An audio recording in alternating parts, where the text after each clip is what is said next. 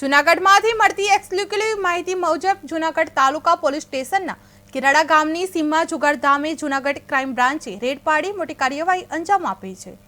ખરેખર મળેલી ચોક્કસ બાતમીના આધારે કરવામાં આવેલ રેડ દરમિયાન ગંજીફાના પાના દ્વારા જુગાર રમતા 10 શખ્સોને રોકડ રકમ ₹1,05,220 અને અન્ય મુદ્દામાલ મળીને કુલ ₹9,16,220ના સાથે ફાળે ધરપકડ કરાયા છે।